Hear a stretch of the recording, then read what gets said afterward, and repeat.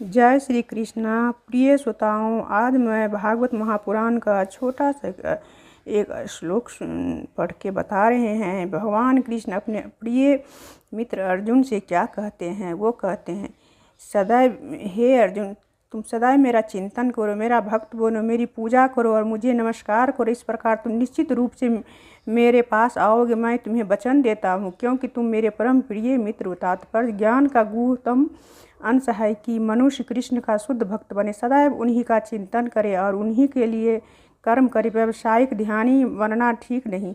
जीवन को इस प्रकार ढालना चाहिए कि कृष्ण का चिंतन करने का सदैव अवसर प्राप्त हो।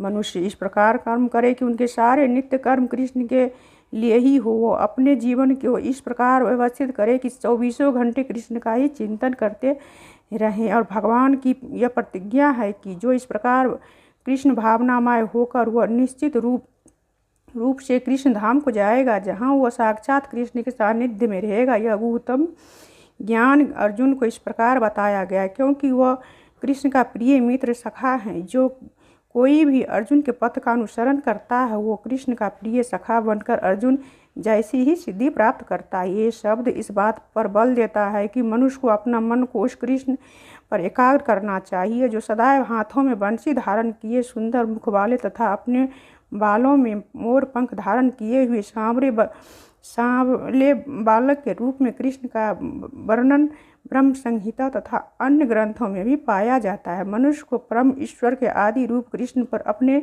मन को एकाग्र करना चाहिए। उसे अपने मन को भगवान के अन्य रूपों की ओर नहीं मोड़ना चाहिए। भगवान का नाना रूप है तथा विष्णु, नारायण, राम, बाराह आदि, किंतु भक्त को चाहिए कि अपने मन को उस एक रूप पर केंद्रित करे जो अर्जुन के समक्ष था। कृष्ण के रूप में मन की यह एकाग्रता ज्ञान का गुह्यतर अंश है, इससे जिसका कि प्रकटीकरण अर्जुन के लिए किया गया है, क्योंकि वह कृष्ण का अत्यंत प्रिय सखा है।